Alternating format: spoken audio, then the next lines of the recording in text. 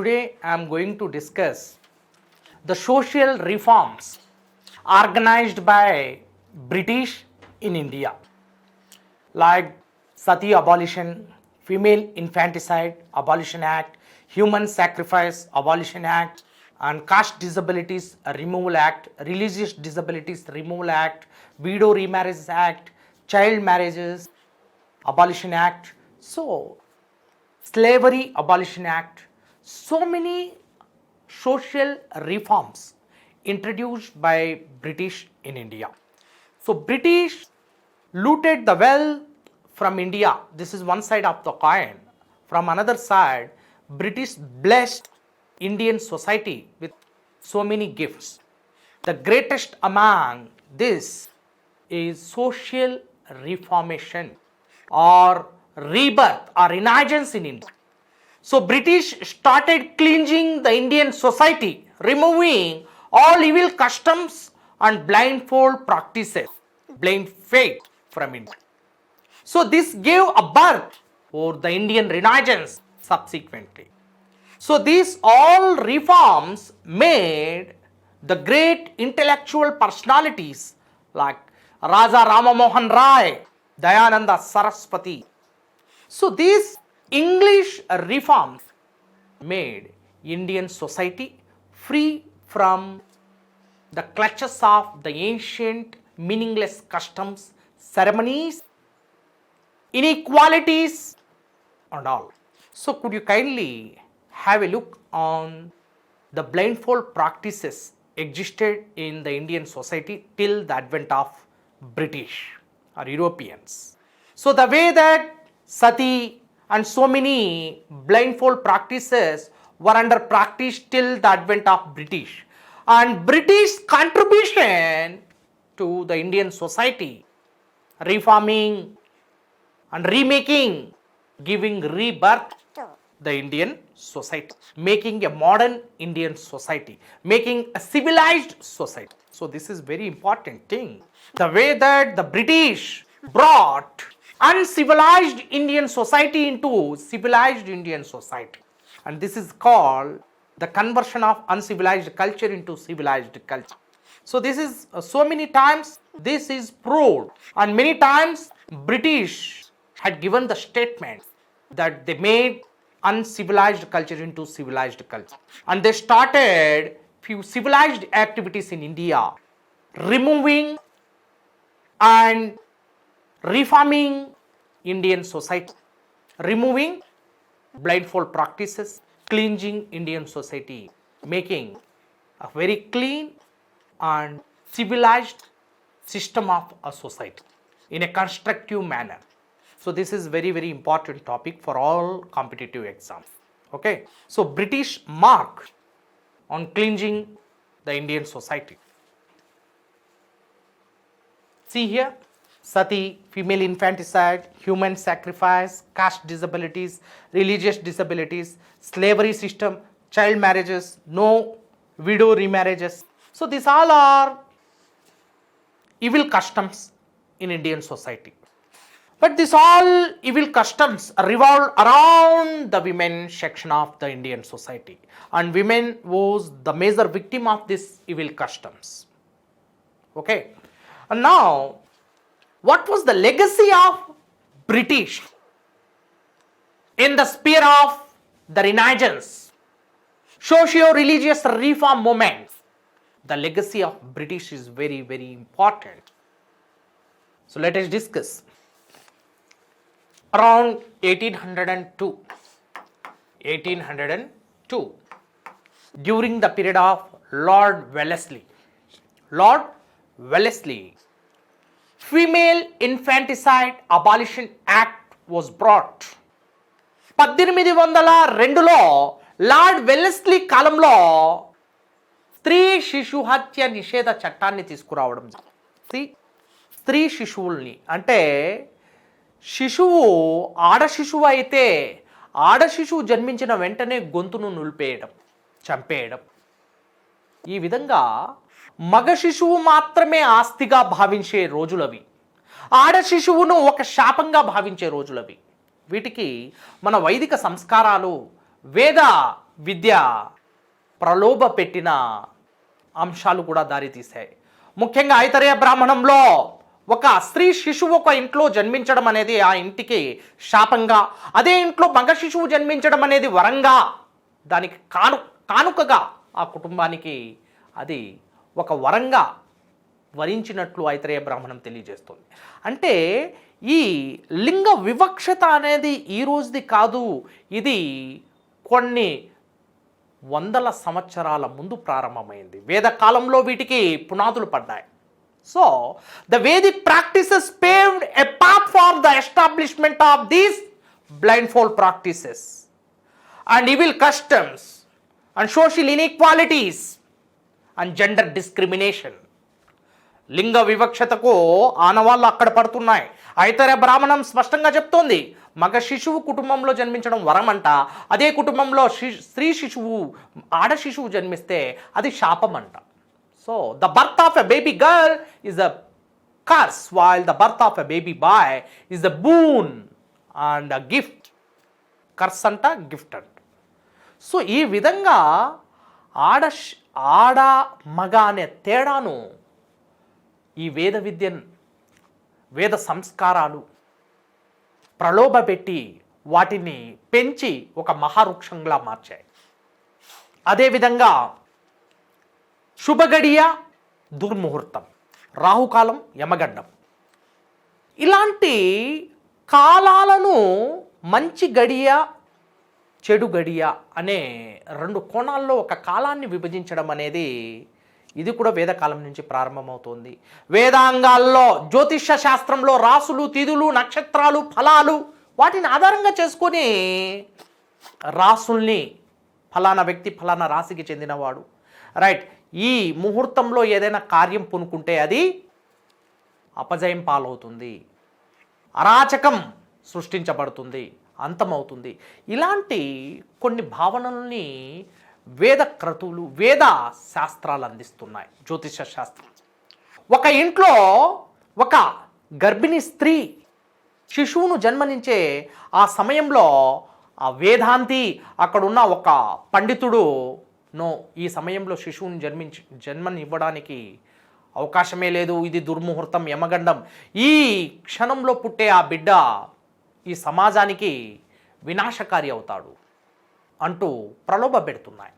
ఒక స్త్రీ, గర్భిణీ స్త్రీ 9 ఏళ్ళు నిండిన తర్వాత శిశువుకు జన్మనివ్వడం అనేది అది సృష్టి ధర్మమా, సృష్టి వినాశకమా? కానీ బ్రాహ్మణ శాస్త్రాలు, వేద శాస్త్రాలు దాన్ని సృష్టి ధర్మం కాదది సృష్టి వినాశకం అంటున్నాయి. ప్రకృతి ధర్మం అది. గర్భం దాల్చిన స్త్రీ శిశువుకు జన్మనివ్వడం అనేది ప్రకృతి పరంగా జరిగే అంశం. ఆ ధర్మాన్ని పూర్తిగా పాడు చేస్తున్నారు ఈ అరాచకమైన, అర్థరహితమైన శాస్త్రాలు మొత్తం సర్వనాశనం చేస్తున్నాయి. So this meaningless ceremonies and meaningless Vedic practices made the position of women subordinate to man and women was in insecure position and the position of women lost her priority, respectable, noble and honorable position during the Vedic culture, later Vedic culture.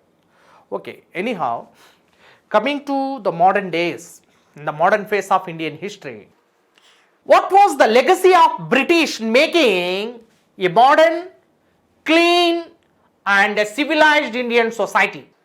భారతదేశంలో ఒక అందమైన సామాజిక నిర్మాణాన్ని చేపట్టడంలో British వారి యొక్క పాత్ర ఏంటి, British వారి యొక్క గొప్ప తోడ్పాటు ఏంటి?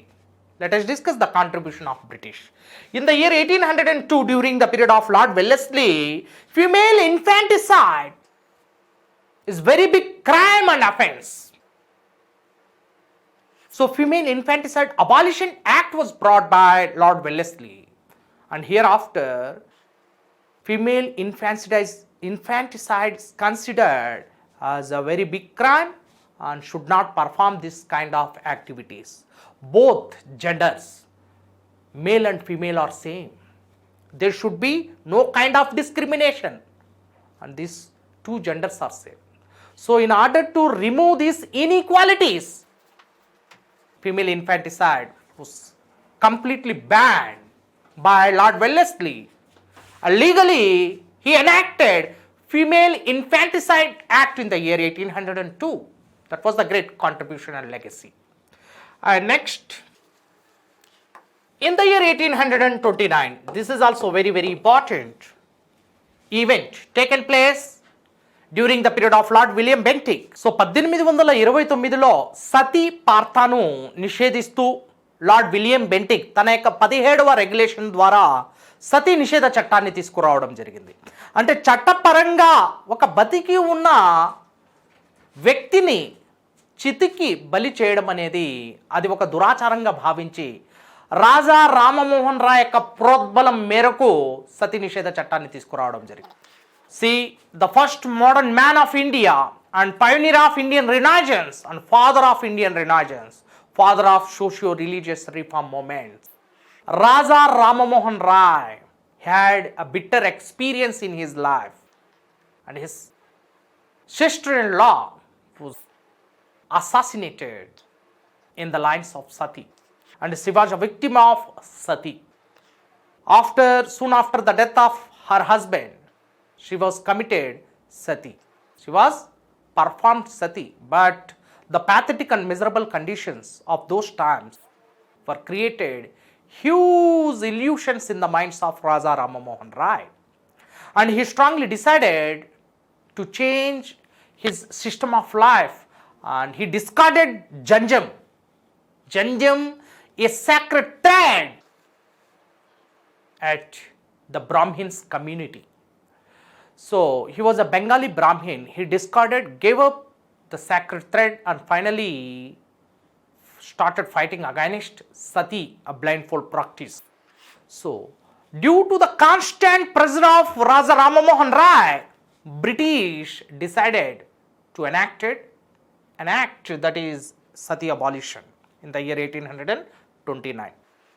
ఎంతటి దారుణం అంటే ఒక వ్యక్తి జీవించి ఉండగానే నిప్పుకి బలి చేయడం, చితికి బలి చేయడం అనేది అది అత్యంత పాశవికం, దారుణం, అనాగరికం. అలాంటి దారుణాన్ని మనం ఇక్కడ గమనిస్తూనే ఉన్నాం. So after the death of husband, the wife should burn on the fire. This is the సతీస్ concept, and this is implemented and initiated from the later Vedic period. In the early Vedic period, Sati was symbolically mentioned in Rig Veda, but coming to the later Vedic period from 1000 BC, Sati came into reality and it became mandatory. So every widow soon after the death of her husband must go through Sati. So this blindfold practice came to an end in the year 1829. Okay. Next, very important thing is slavery system. బానిస వ్యవస్థ. బానిస వ్యవస్థను 1833లో మరియు 1843లో దీన్ని ఎక్కువగా బానిస వ్యవస్థను వైదొలిగించడం జరిగింది.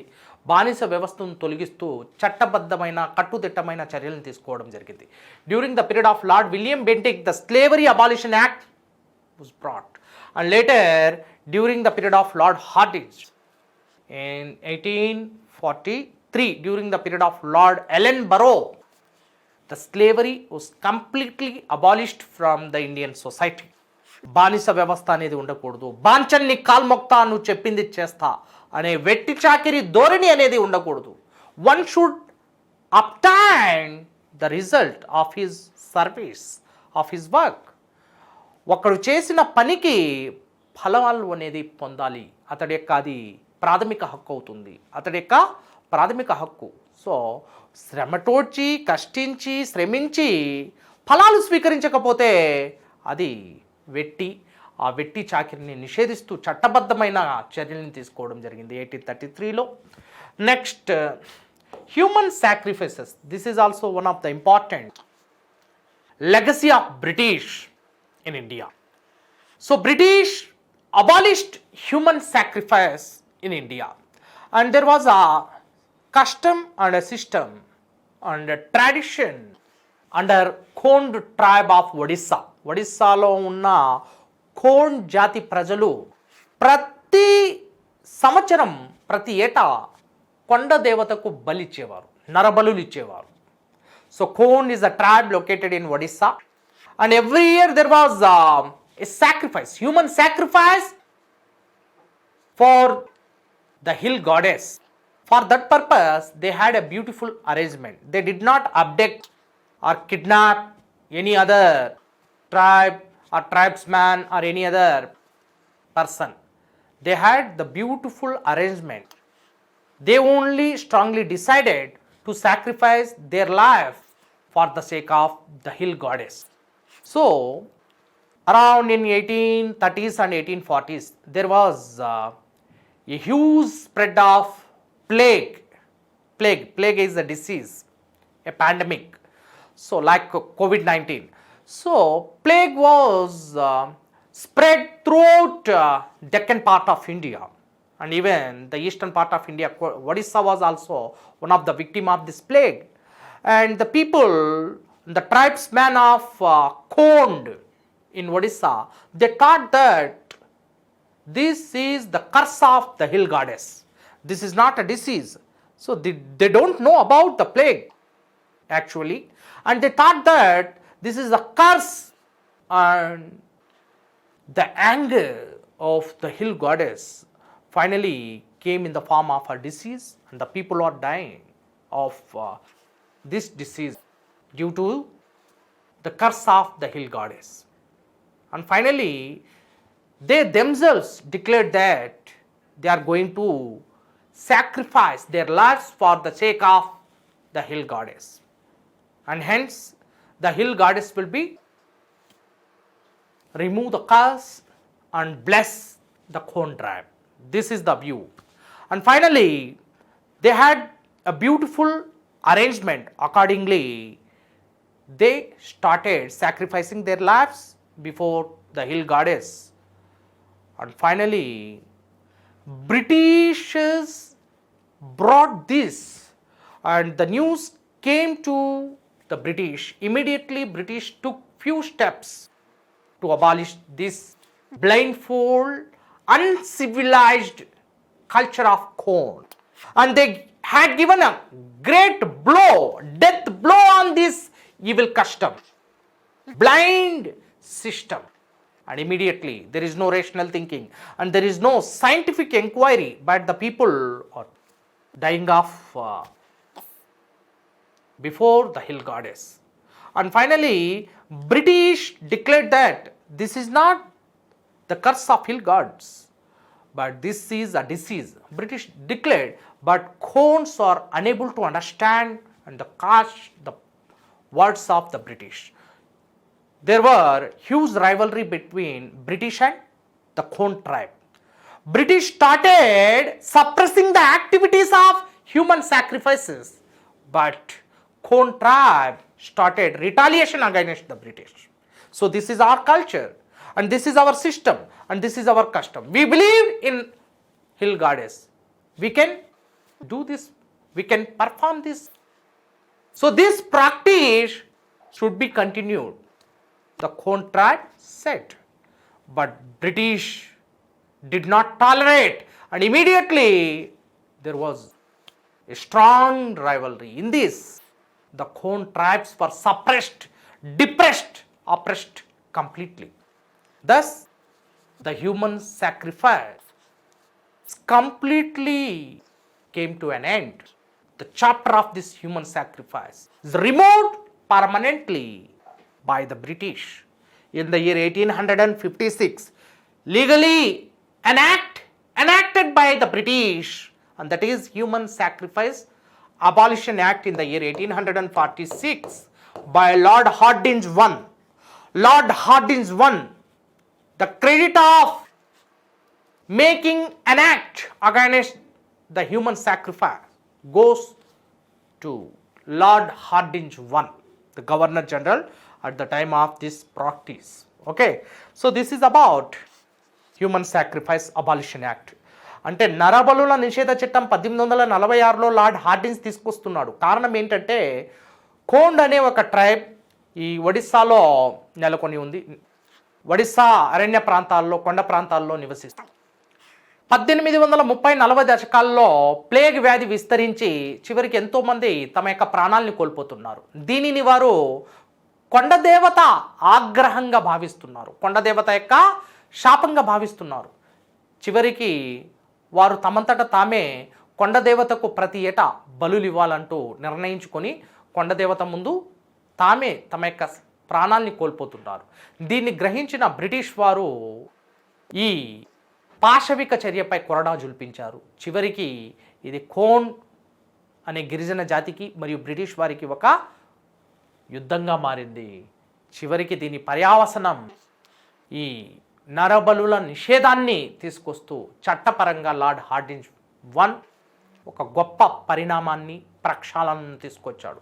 నరబలులు అనేటివి చట్టపరంగా నేరం అంటూ తెలియచేయడం జరిగింది. Right. Next, coming to the cost disabilities. Caste disabilities. Let us discuss the caste disabilities. The caste system was first time mentioned in Purusha Sukta, the text of Rig Veda. Purusha Sukta describes the caste system and the untouchability.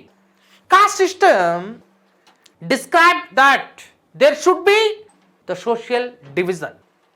According to Manusmriti, Brahmana, Kshatriya, Vaishya, Sudra, these 4 castes came from the different organs of Brahma.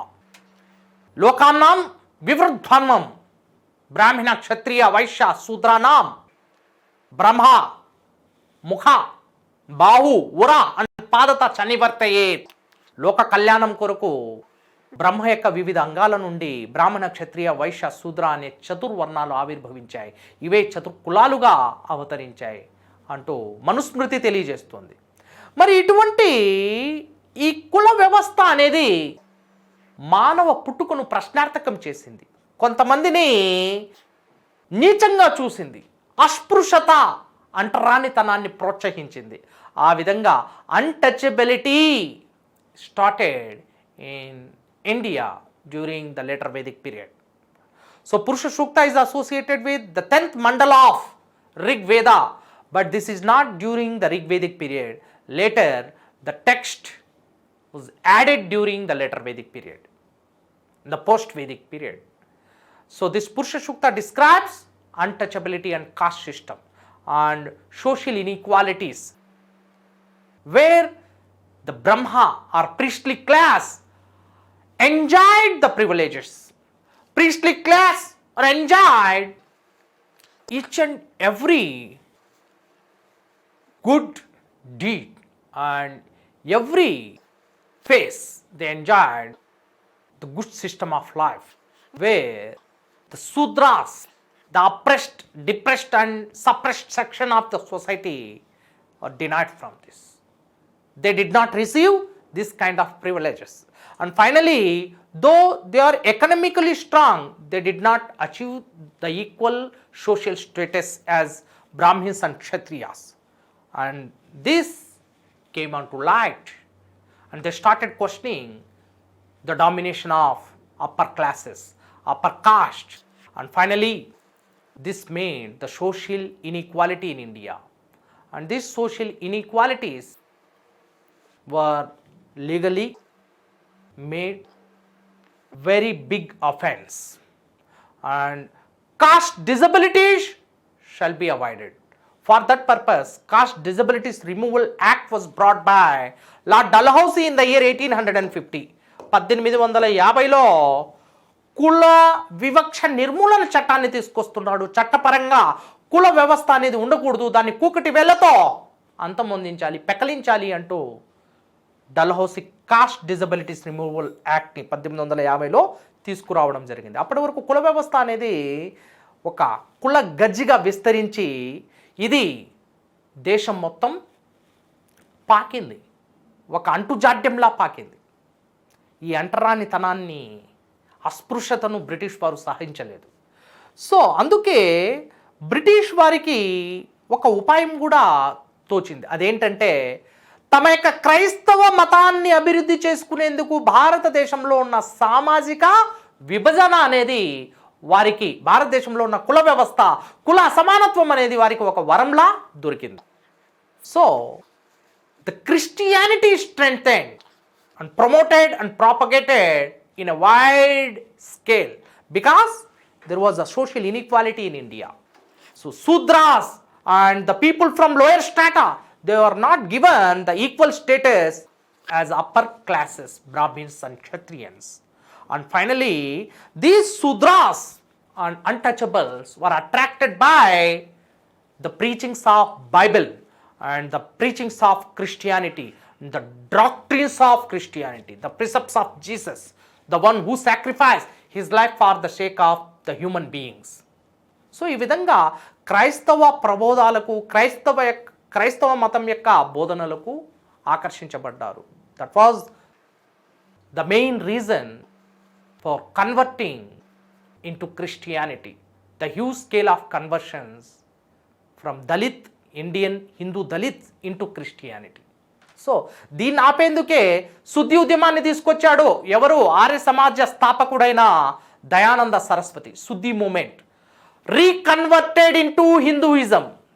So this reconversions into Hinduism అంటే క్రైస్తవ మతంలోకి మార్చబడిన దళితులందరినీ, హిందూ దళితులను తిరిగి హిందూ మతంలోకి తీసుకురావడం. హిందూ మతంలో కుల వ్యవస్థ ఉన్నంత వరకు దళితులకి ఎటువంటి న్యాయం జరగదు అంటూ అంబేద్కర్ గట్టిగా నొక్కి పలకడం జరిగింది. రైట్, మహాత్మా గాంధీతో సైతం పోరాడడం జరిగింది. దీని గురించి మనం అంబేద్కర్ ఈ దిగువ కులాల కోసం, నిమ్న కులాల కోసం, మహర్ కులాల కోసం ఏ విధంగా పోరాడారు, చివరికి ఎటువంటి ప్రతిఫలం దొరికింది, ప్రస్తుత అమల్లో ఉన్న మన రాజ్యాంగాన్ని అంబేద్కర్ ఆ విధంగా రాశాడంటే ఆనాటి సామాజిక అసమానత్వం, కుల అసమానత్వం, అస్పృశ్యత, అంటరానితనం అనేది చాలా పెట్టరేగిపోయిందనేది మనకి క్లుప్తంగా అవగతమవుతోంది. So this is about the caste disabilities. Religious disabilities, మత వివక్ష నిర్మూలన చట్టం 1856లో లార్డ్ డల్హౌసీ మత వివక్ష నిర్మూలన చట్టాన్ని తీసుకొచ్చాడు. మతపరంగా ఎటువంటి వివక్ష పాటించకూడదు అంటూ తెలియచేయడం జరిగింది లార్డ్ డల్హౌసీ. అదేవిధంగా child marriages, see the legacy of British during the period of British India. So many acts were brought down. In the year 1872, Civil Marriage Act or Brahmo Marriage Act or Native Marriage Act was created by Keshav in the year 1872. And few more subtopics are there in the social reforms taken by the British in India. Child marriages and widow marriages. So the way that British took few steps in order to abolish and ban the child marriages. See, Keshav under the British assistance, Keshav brought Civil Marriage Act or Brahmo Marriage Act or Native Marriage Act in the year 1872. Keshav was the member of Brahmo Samaj, but in the year 1866 there was a split in Brahmo Samaj, and Brahmo Samaj was splitted into Sadharan Brahmo Samaj, Brahmo Samaj and Bharatiya Brahmo Samaj. Keshav was the founder of this Bharatiya Brahmo Samaj, and Sadharana Brahmo Samaj was founded by Devendranath Tagore or Adi Brahmo Samaj. So this is not Sadharan. Make a small correction here. Adi Brahmo Samaj. In the year 1866, Brahmo Samaj was split into two main branches, Adi Brahmo Samaj and Bharatiya Brahmo Samaj. Bharatiya Brahmo Samaj was headed by Keshav while Adi Brahmo Samaj was headed by Devendranath Tagore in the year 1866. Devendranath Tagore was the founder of Adi Brahmo Samaj. Next, in the Bharatiya Brahmo Samaj, the main motto or prime cause behind the foundation of Bharatiya Brahmo Samaj to remove the child marriages from the Indian society. భారతీయ సమాజం నుండి బాల్య వివాహాలను వైదొలిగించడమే దీని యొక్క ప్రధాన ఆశయమైంది. Now, very important thing, listen to me carefully. In this line, Keshav Chandrasen created Civil Marriage Act or Brahmo Marriage Act or Native Marriage Act. And this, according to this Native Marriage Act, the minimum age to marry for a girl child is 14 years and for a boy that is 18. So the ratio between the girl and boy for marrying and the eligible age is 14:18. Okay, so this is a very very important thing as per the 1872 Civil Marriage Act brought by Keshav Chandrasen, right? And he was assisted by British in making Civil Marriage Act or Brahmo Marriage Act or Native Marriage Act. But he committed a mistake. He did a blunder job performing the marriage of her minor girl Suniti Devi with Kuch Bihari Nupendra Narayan at the age of 13. 13 సంవత్సరాలు కూడా నిండని తన యొక్క బాలికైన సునీతి దేవిని కూచ్ బిహారీ రాజుకిచ్చి వివాహం చేస్తున్నాడు. So this is the great damage the prime motto of Brahmo Samaj, Sadharan Brahmo Samaj, and the followers of Keshav Chandrasen came out of Sadharana Brahma Samaj and came out of Bharatiya Brahma Samaj and founded Sadharana Brahma Samaj in the year 1878. This is the second split in the Brahma Samaj. Okay, so this is about banning the child marriages in India. And very important thing, in the year 1891, Vice Chancellor of Bombay University, B.M. Malbari, Bahramji M. Malbari, brought Age of Consent Act in order to remove the child marriages. So strictly he imposed many restrictions over the child marriages, and he created awareness in the minds of the people and parents, the way the parents take care of their child, and created huge awareness in the society, the evil customs and evil practices and the impact of this evil customs like such as child marriage. Okay, next, coming to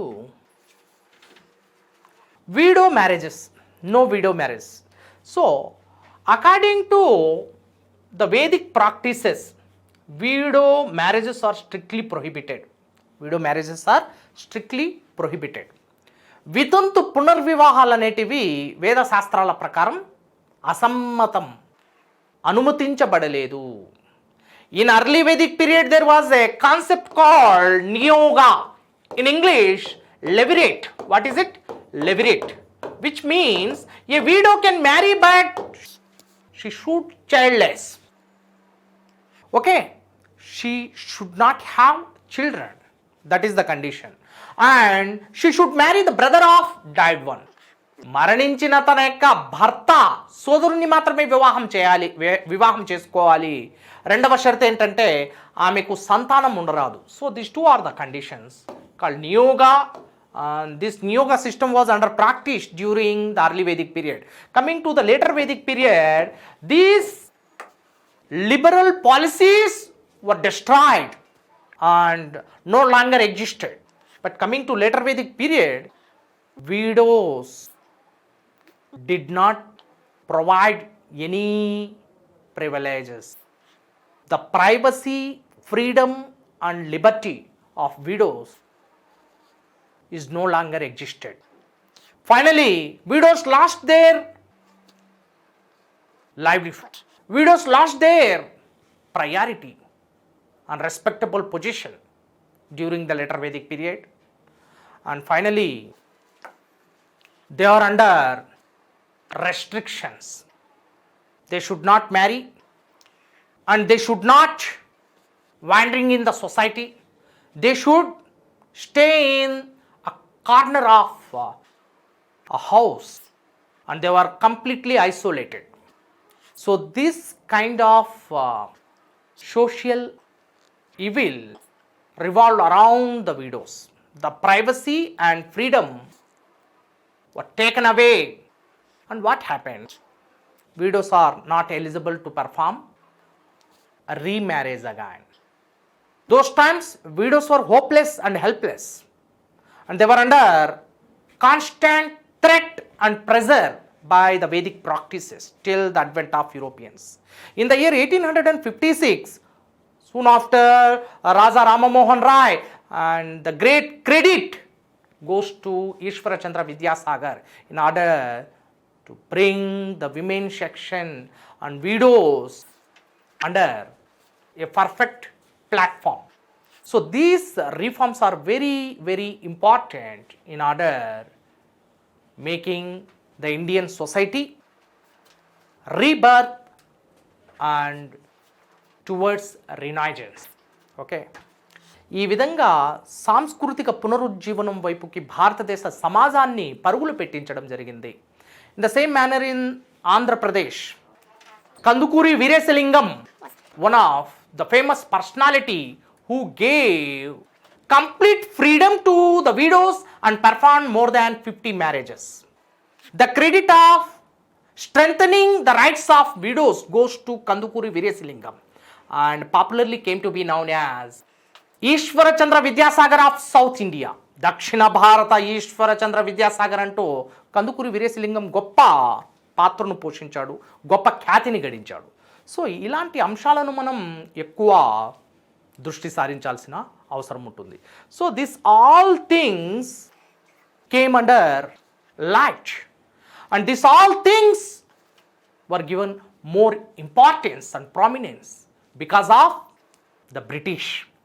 And British started focusing on these social evils and blindfold practices and making and bringing the Indian society under the light. Thus, the dark spot of the Indian societies were removed thoroughly by the British. Let us discuss the contribution of British in order to initiation of widow remarriage. Widow Remarriage Act was brought by Lord Dalhousie in the year 1856. This is the great contribution. Widow Remarriage Act. Widows were legally empowered to marry. So ఈ విధంగా వితంతు పునర్వివాహ చట్టాన్ని 1856లో డల్హౌసీ ప్రవేశపెట్టడం జరిగింది.